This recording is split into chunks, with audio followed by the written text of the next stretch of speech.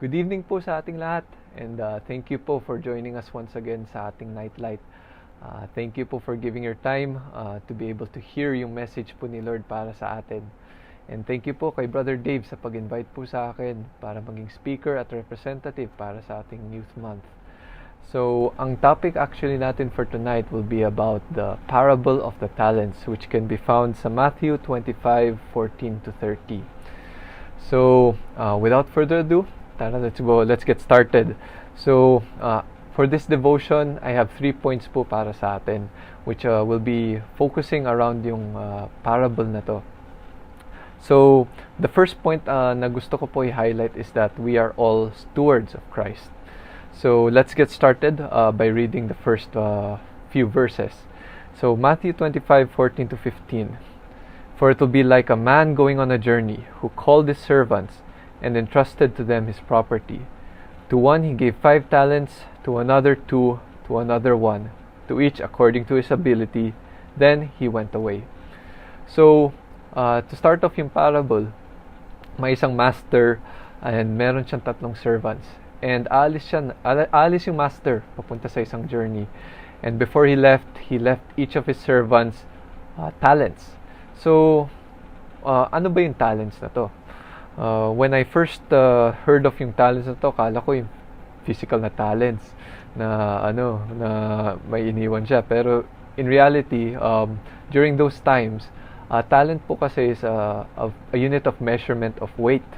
So, ang 1 talent is actually katumbas ng 34.2 kilograms.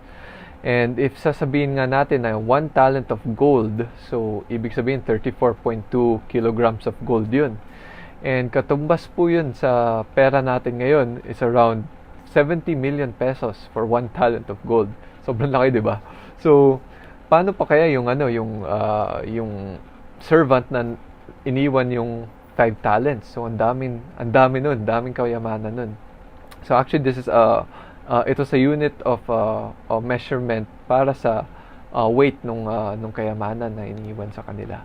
So, ayun nga. So, you could see na sobrang laking responsibility ang iniwan niya sa kanyang mga servants. And how we would relate yung mga characters dito sa parable na to sa atin.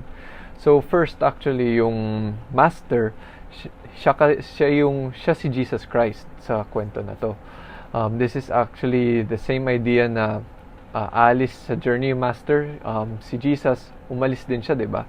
Once he was crucified and rose again from the dead, bumalik na siya sa heaven, diba? And as of now, hindi pa siya bumabalik.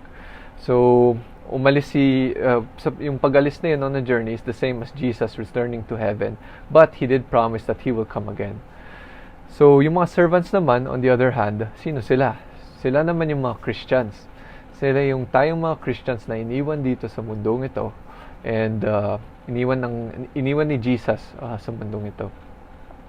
And yung mga talents naman, on the other hand, is ito yung mga pwede nga physical talents, pwede yung time natin, and also pwede yung mga physical treasures din natin. So, pwede in terms of physical talent, pwede ito yung mga talents natin sa pagkanta, sa pagtugtog, sa design, yung mga ganun.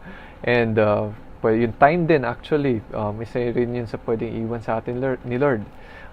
Lahat tayo, we are given time here on this earth while Jesus is away. And also yung treasures, so yung mga physical wealth, yung kayamanan po natin na iniwan sa atin ni Lord.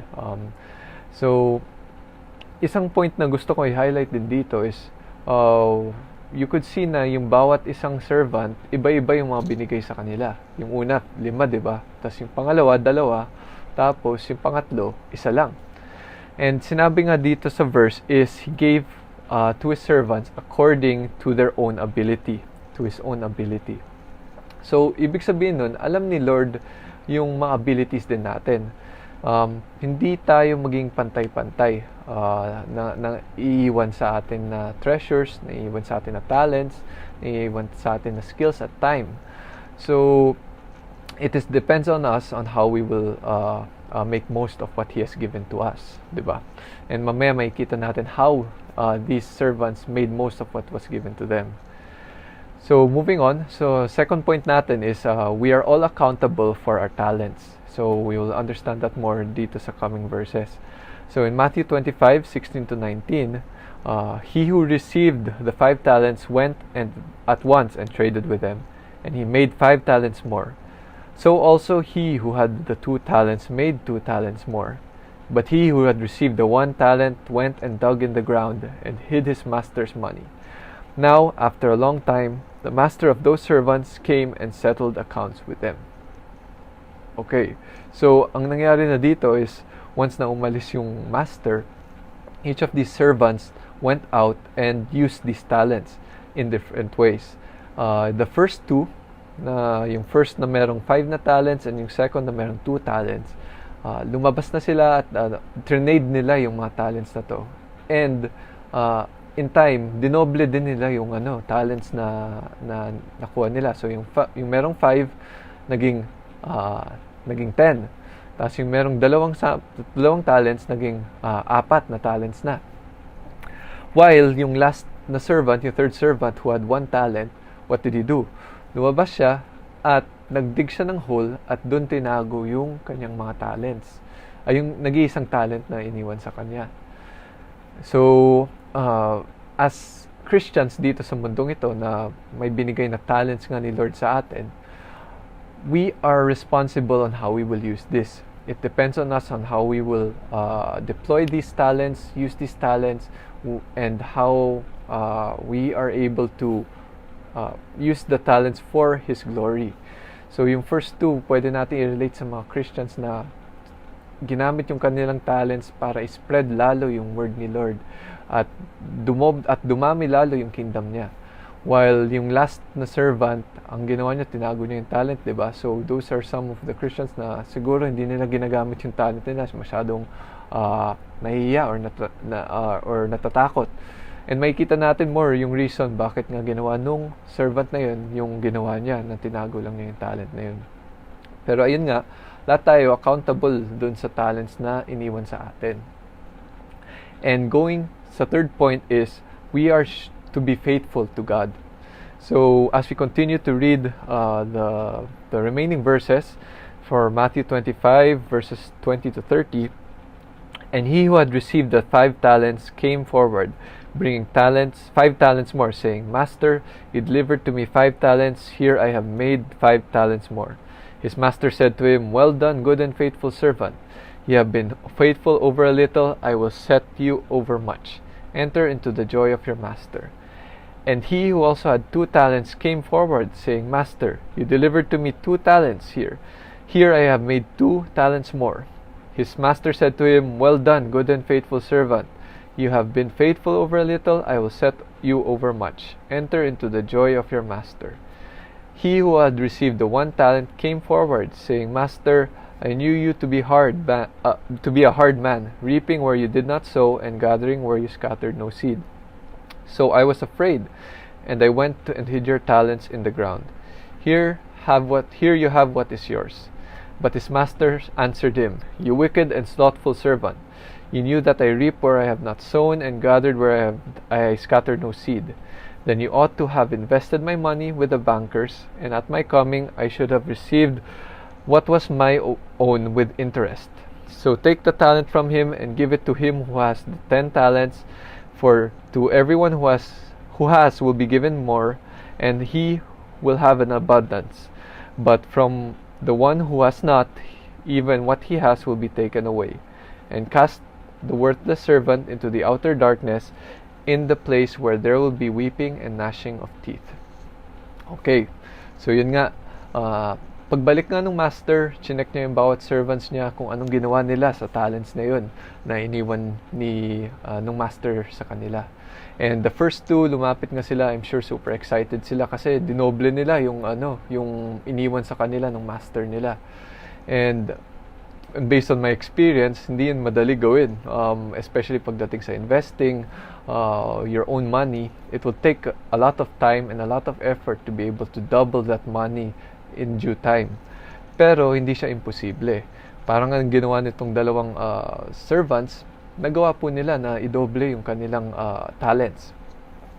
And yung reaction ng master doon sa ginawa ng dalawang servants is the same. He said to both of them that you are a good and faithful servant, and come join me in the joy of your master. So ayun nga, and kahit ano man yung isa may 5 talents, 'di ba? Tapos ginawa niyang 10. Yung second naman from 2 naging 4. And kahit mas konti yung sa 4 na talents, yung master, same pa rin siya ng reaction. In-accept niya yung ginawa ng kanyang servant and naging masaya siya dun sa ginawa niya. While with the last servant, anong ginawa niya? So, nung lumapit siya, in-explain niya na natatakot daw pala siya sa kanyang master. Kasi alam niya, harsh daw itong master niya. Kaya tinago lang niya itong talent and binabalik na lang niya kung ano yung pagmamayari ng master na yun. And nung nalaman to ng master, syempre yung reaction niya, hindi siya natuwa. Tawag nga niya dun sa servant is wicked and slothful. Or slothful, that's same as lazy. So, sa inis ng master, anong ginawa niya? Kinuha niya yung talent dun sa servant na yun, yung nag-iisang talent, and binigay niya dun sa servant na merong 10 na talents na. So, parang binines niya palalo yung servant na yun who has more, and he gave even more to them. So, sobrang laking bagay talaga yun. I mean, for us, as Christians dito sa mundong ito, we are responsible of how we use those talents nga, as I mentioned earlier. And dapat faithful tayo kay Lord paano natin gamitin yung talents na yun. Dapat yung talents na iniwan niya sa atin na yun, dapat pinapalago natin. Dapat ginagamit natin para sa kanyang ministry, sa kanyang pag-spread ng gospel, para maka-reach out more to more people. And not just hide it. Not like itong last servant na tinago lang niya yung talents na yun dahil sa takot sa kanyang master. And sinabi nga rin dito, kayang-kaya kunin ni Lord yun. Yung mga talents na iniwan niya sa atin, pwede niyang kunin yun away from us. Kahit gano'n kalit na lang yun, pwede niyang kunin sa atin. Basta kung di natin gagamitin para sa Kanya.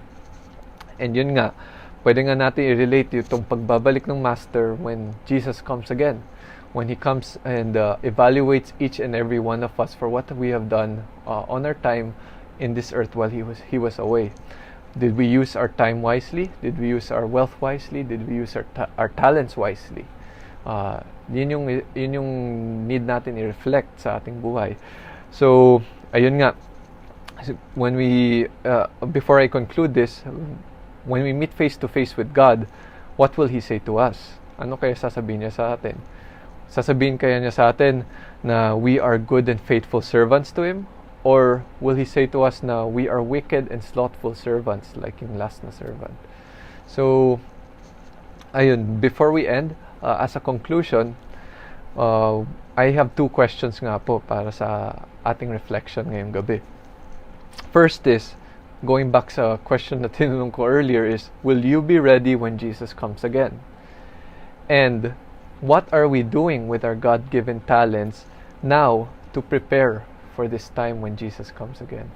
So, ayun nga po. Sana po tayong lahat, we are enlightened and reminded nga po sa devotion na to use these talents, to use these God-given gifts sa atin, and use it for His glory. Use it po para sa ating ministries, use it sa pag-spread ng word ni Lord sa mga tao na hindi pa nakakarinig ng word ni Lord.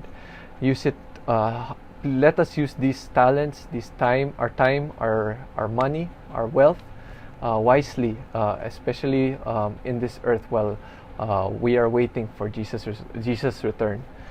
Ayun nga po, so yun yung end ng aking devotion, and I pray na sana we could reflect on this, and marami po tayong ma-share sa ating comments sa baba with regards to these questions.